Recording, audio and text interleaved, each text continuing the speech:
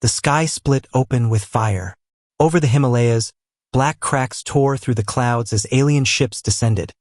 Not sleek saucers or elegant cruisers, but jagged, brutal carriers shaped like animal skulls, trailing heat and thunder. The world had watched them approach for weeks, silently orbiting, scanning, ignoring every diplomatic frequency. Then the first carrier opened over Central Asia and poured out soldiers. The Vexary, 10 feet tall, clad in bone-white armor that moved like liquid steel.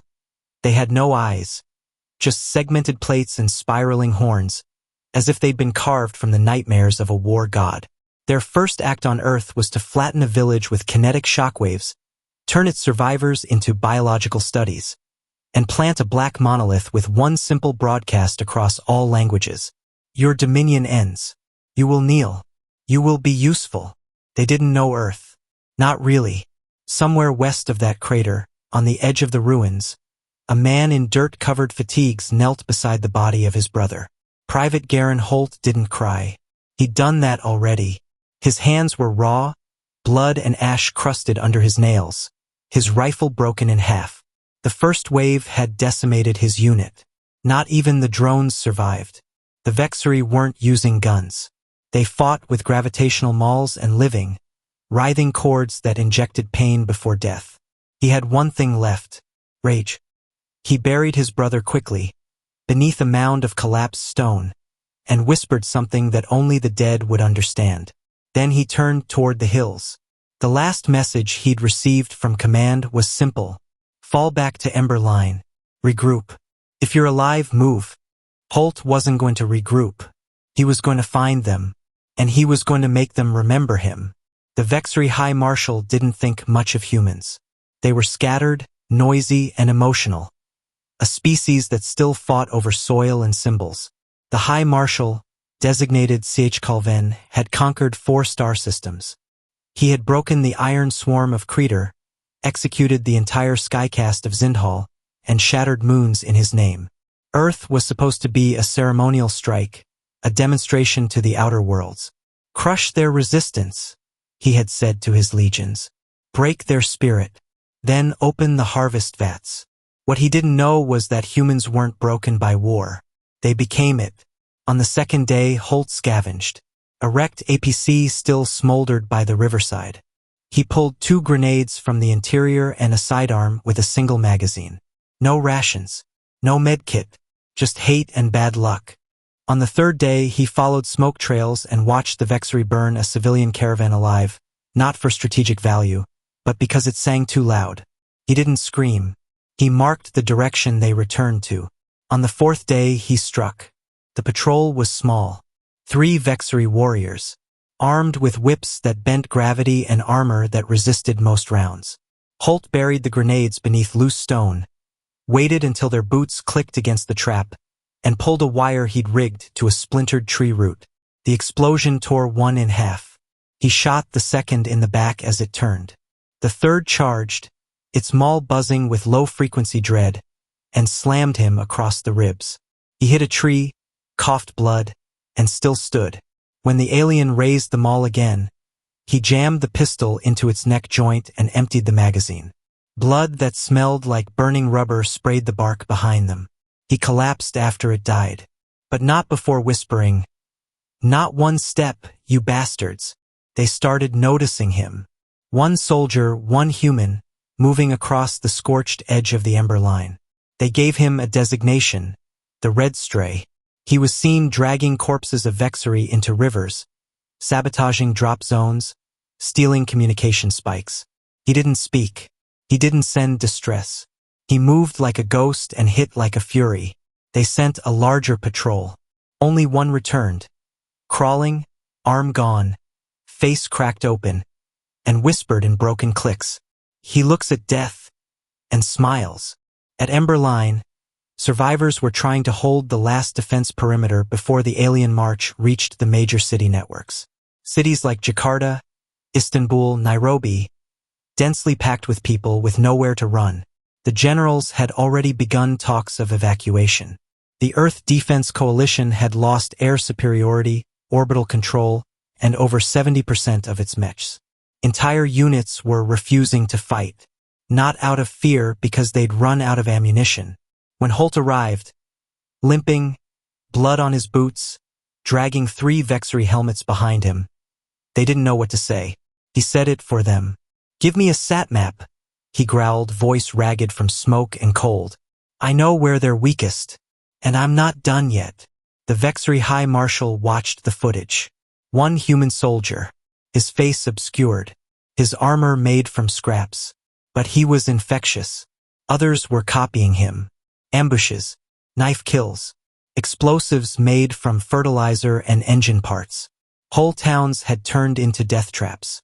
Villages they had cleared were now rising again like embers catching flame. The High Marshal hissed through the intercoms, "Identify him, destroy him, or I will feed you your own spinal cords." Holt didn't care about plans. He cared about pain. Each time he saw another burned family or gutted resistance bunker, he pushed further. He stopped eating, stopped writing in his notebook. He painted a red slash on his chest from alien blood. No reason. It just made them hesitate. One day, he found a downed human pilot barely breathing beside a crashed jet. She reached for him, her eyes, bloodshot, still hopeful. "I saw what you did at Hollow Ravine," she whispered. "You're not just a man. You're the fire they can't put out." He didn't answer, but he held her hand until she passed. Then he took her flight knife. That night, he used it to carve the word "remember" into the metal plating of a stolen alien shield. By the end of the week, the Vexery were pulling back from some positions. Not because they had to, because they didn't understand why they were dying. And worse, why humans kept fighting when they should have broken. Back in orbit, alien tacticians debated pulling the High Marshal off-world. Some said Earth was cursed. Others said the humans had tapped into something darker than war, something ancestral. The Marshal growled, "No, I want the red stray captured alive. Bring him to me." His ship descended. It would be a decision he would regret for the rest of his life. The alien carrier landed like a mountain falling from the sky. No finesse, no subtlety, just a seismic tremor that split the ground, threw dirt into the wind, and silenced birds for miles. The earth cratered beneath its blackened hull, and from its sides emerged rows of armored titans. Vexery death priests, muscle and metal fused into perfect tools of eradication. The High Marshal himself descended last, surrounded by ritual flame and chanting drones. He wore robes laced with vertebrae from species extinct for centuries. His crown was a living thing, coiled around his skull like a serpent made of polished bone. He planted his 3-clawed staff into the soil and snarled, "Bring me the stray." Holt didn't know he'd been spotted, but he could feel something was off. The Vexery patrols weren't random anymore. They moved like teeth closing in, tighter, slower, waiting for something. He didn't run. He went straight toward them. In the ruins of a cathedral deep within the Smokestone Range, Holt made his stand. He'd led 3 survivors with him, 2 injured scouts and an old farmer with a grudge. Together, they laced the shattered pillars with tripwire, stacked broken pews into sniper perches, and scrawled taunts into the rubble using alien blood. Then they waited. When the first Vexery stepped into the holy ground, Holt didn't fire. He whistled, a high-pitched, defiant note that bounced off the stone walls like a ghost's cry. The detonation followed. Shrapnel tore through the entrance. Screams, alien, gurgling, furious, filled the air. He dropped the first one with a stolen gravity rifle, the second with a knife between its joint plates. The third charged and impaled itself on a spike they'd rigged from a broken railing. They kept coming. The High Marshal watched the feed live. A human, 3 others, fighting as if their blood boiled with stars. He leaned forward, claws clenching. "He's smiling while killing us." Back in the cathedral, Holt's shoulder was dislocated. His ribs cracked, and he was running low on breath. But when the final wave entered, 12 of them shoulder to shoulder, he didn't retreat. He walked forward, blood dripping from his chin, one eye swollen shut, his blade dragging beside him. He lifted his voice like a hammer. "Come on, then. Come see why your gods don't visit Earth anymore.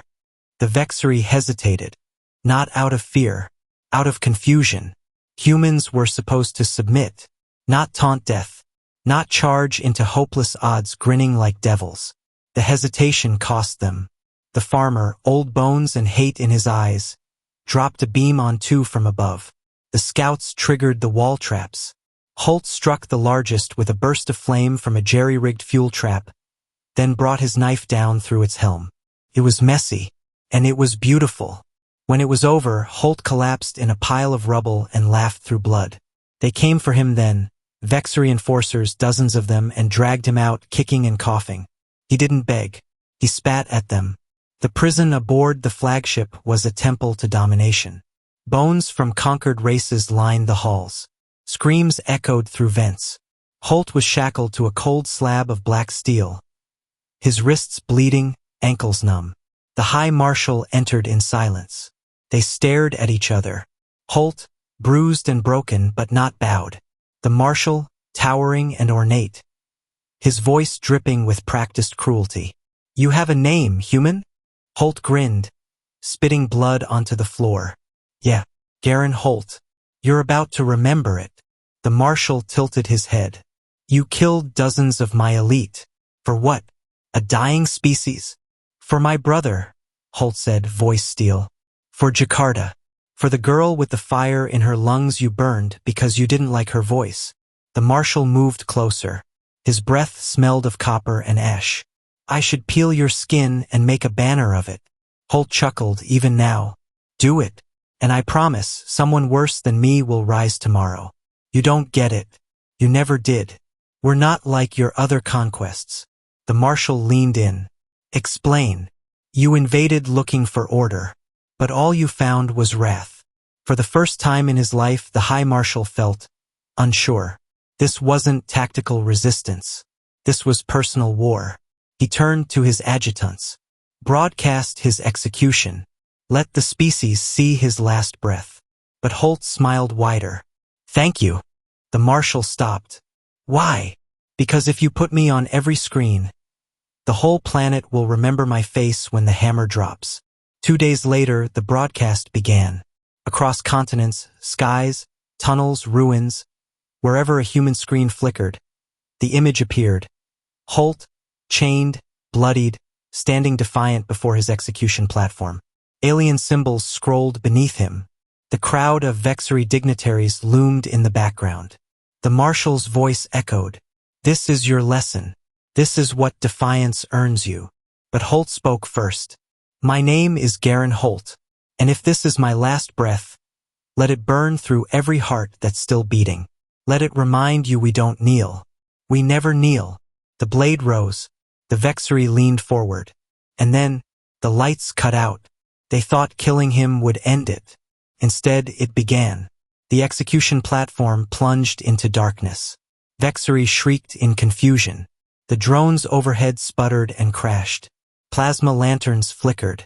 And for the first time in their long campaign, fear crept into the bones of the invaders. Because Earth was speaking back. Seconds later, the broadcast cut not just in one place but everywhere. In the catacombs under Osaka, in the flooded metro tunnels of Toronto, in the glass-shard streets of what had once been Lagos, humans rose. They had seen Holt. They had heard him. And now they moved like fire, silent, coordinated, furious. 5 days earlier, Operation Cinderwake. Holt had known capture was a risk. He didn't care. He needed the Vexary to bring him aboard their flagship.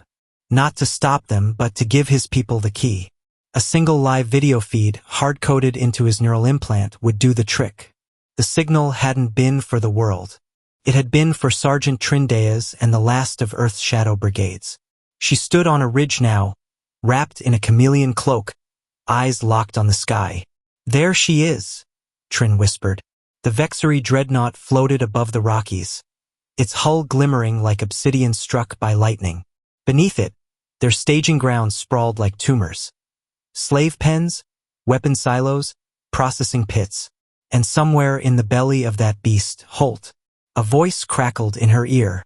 Ready when you are, Ghost Mother. That was her name now. whispered in resistance halls and rebel radios. She gave the only answer she needed. Burn it all. The sky tiers open. At 0300, 23 stolen transport ships dropped out of false vector near the dreadnought. To the Vexery, they looked like debris, worthless junk, until they exploded. EMP webs surged out, frying targeting systems and grounding skimmer patrols. Then came the real threat, black-clad human infiltrators, riding magnet grapples and reeling themselves onto the hull. They moved like shadows with teeth. Every soldier had one order: find Holt, light the match. Inside the beast, Holt awoke on cold metal. His arms still bound, his ribs still broken. But he felt it, the rumble through the floor, the static scream in the air. Something was wrong with the ship. Something was right for him. A whisper cut into his implant. Holt, you breathing? Trin. He grinned. More or less. You brought the fireworks. We brought the whole damn show. Then let's go out loud. The High Marshal stormed into the execution chamber, eyes blazing. The guards had failed. The lights had failed. His control, his order was slipping. Then he saw the slab was empty. Chains broken. Blood smeared in the shape of a middle finger. Find him. The walls of the ship shuddered. Too late. Reignition protocol. In engineering, human saboteurs cracked open coolant chambers. In the hangars, rebels unleashed gas bombs built from stolen alien chemicals. In the nerve center, a lone hacker rerouted command functions into a logic loop that stuttered every Vexery order. The dreadnought didn't fall. It choked. Systems overloaded. Doors locked or refused to open. Vents hissed strange colors. And worst of all, the humans kept laughing through it all. They weren't just trying to win. They were enjoying the destruction. Holt's warpath. He limped through the inner corridors like a revenant. One hand clutched a blade he'd pried off a guard. The other held a data core ripped straight from the execution chamber. Inside it, a full map of Vexery command structures. He was going to feed it to Earth. Piece by piece. They caught him twice. He killed them 3 times. One bled out screaming. The other he kicked down a vent. The third, he left alive, whispering into their ear, "Tell your marshal I'm coming." Bridge of the dead. The High Marshal finally reached the control bridge and froze. Every officer lay dead. Blades in their backs. Holes in their heads. Human scrawls burned into the walls in blood-red plasma. We remember Jakarta. We don't forgive. Earth is watching. The Marshal turned and saw him. Holt, standing in the smoke. Barely alive. Face lit by sparks and fire. You! Holt threw the core at his feet. You don't own us. You think this matters? You'll die here. Your kind is already finished. Holt stepped closer. You didn't study us very well. When you kill a human, 10 more crawl out of the dirt with knives. You brought armies. We brought rage. He tapped the side of his head. And now your secrets are ours. The fall of the dreadnought. The humans didn't retreat.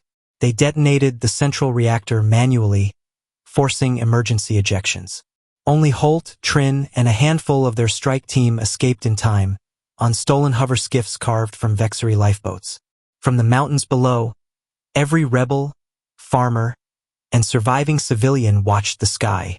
They saw the crown jewel of the Vexery fleet erupt in a silent inferno. And they cheered.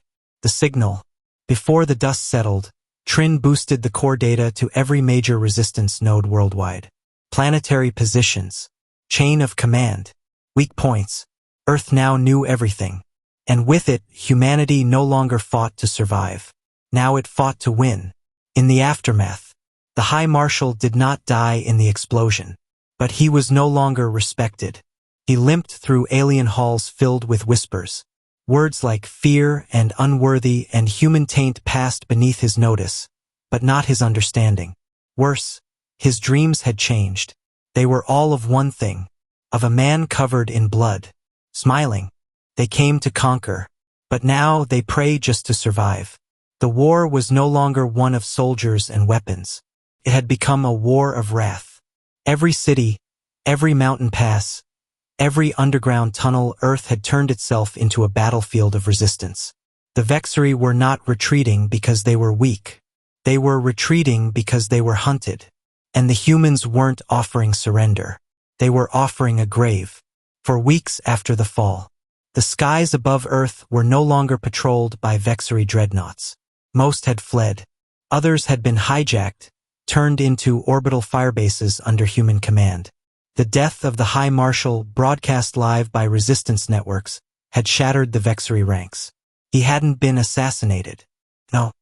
He had been dragged from his own shuttle escape pod by surviving Earth soldiers in the Siberian wastes, stripped of his armor, and made to answer for every atrocity. They didn't execute him in silence. They read the names of every murdered human child before they pulled the trigger. Operation Grave Silence. The new counteroffensive was silent in name only. Holt, still recovering from the explosion that had taken out the flagship, was now the face of Earth's vengeance. Not a politician, not a general, just a soldier who refused to die. He moved with Trin and the Ghost Brigade, disabling Vexari outposts from Antarctica to Mars' upper moons. They didn't leave bodies. They left messages, carved in steel, burned into walls, echoed across every channel. You came here to dominate. Now we dominate your fear. Vexari High Council Outer Rim.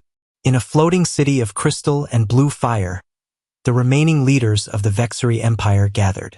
Not to plan conquest, but to decide what could still be salvaged. One asked, "How did this happen?" "They were primitives."